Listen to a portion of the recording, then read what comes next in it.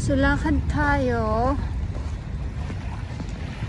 papunta sa True. Ayan, so nandito na nga tayo sa True Pwesto ng Dolomite Beach po. Magandang umaga, mga panibagong dating na naman itong mga iba't ibang mga kalat na nakikita natin sa nangingibabaw. Syempre itong mga water lily na ito.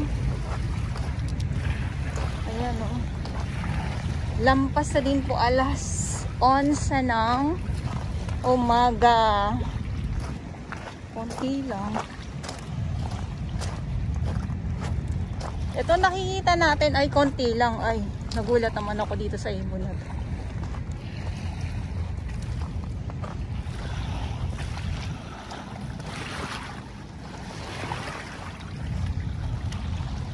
Ayun, konti pero mas madami pala dito. Dito sa kabila. Dun sa phase 1 ng Dolomite. Ito mas madami pala dito.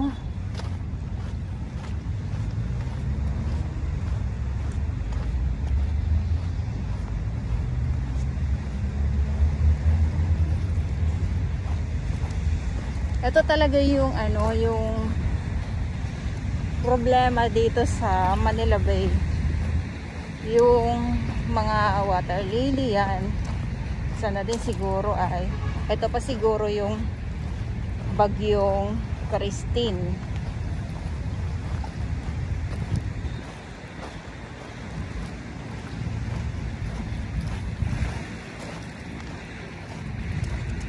Sa Pasig River, ganun din. Ang dami din po doon. So dito muna tayo.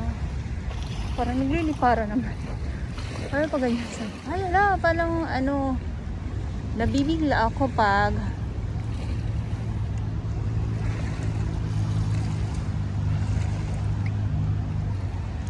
yung mga isda nagtatalunan. Sasabi ko, oh, naglilipara na sila, yung mga ganun.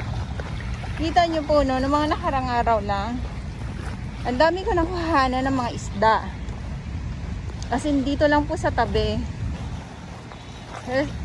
Isa na din, sobrang linaw ng dagat. Ganun yun eh, pag yung naubos na po yung basura, ang pumapalit ay ang mga lamang dagat po. So yun lang, parang lang, nagsasalitan lang po sila.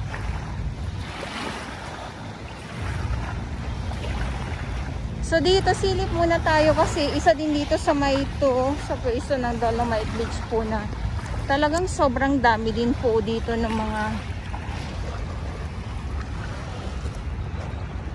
tahong.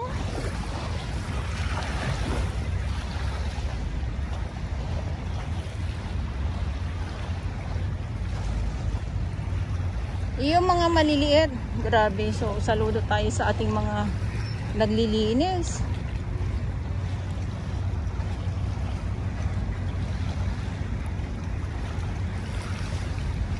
Kasi walang hintuan. Ito o di ba? Ito na naman tayo. Ayan.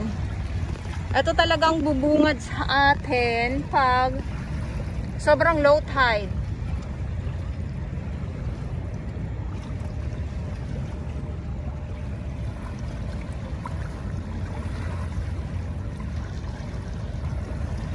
Mga maliliit na mga tahong po ito. So hindi ko alam kung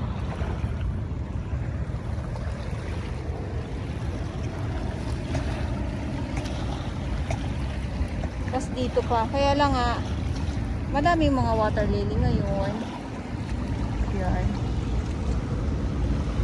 Ito naman po pag naalis tong mga kalat dito sa dalampasigan, ay ganda ulit ng view.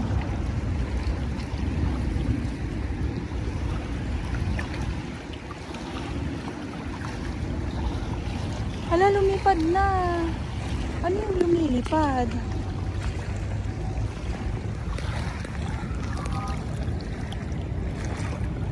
Ano yan? Ano to? Lumipad siya bigla. Akala ko ano na naman eh. Akala ko ano to? Isda na naman. Na gusto na magpahuli sa akin. O naman, yung pala ay hindi. Ayaw ko kung anong tawag dyan.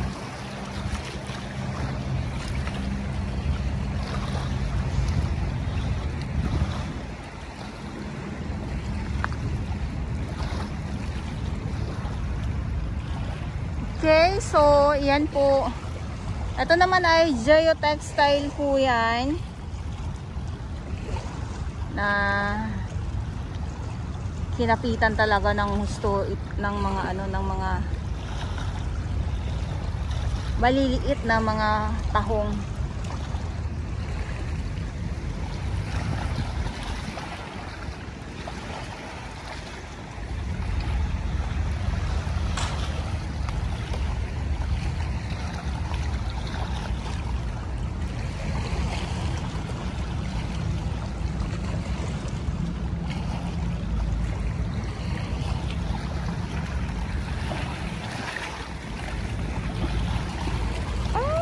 Ayun na, nagbigla na naman ako.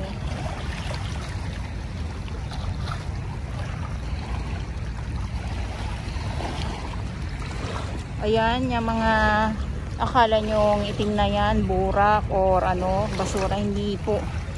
Mga tahong din po yan. Ayan o. Tahong yan. Tahong, mga maliliit na mga tahong. So ganito talaga pag sobrang low tide po. Yan po ay nakikita natin pag sobrang low tide. Okay, sa aking ibang mga viewers.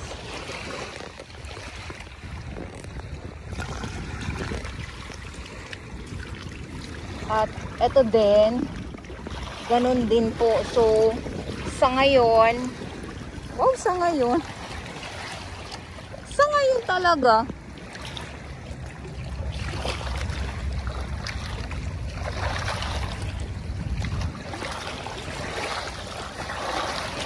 grabe naman tong ano,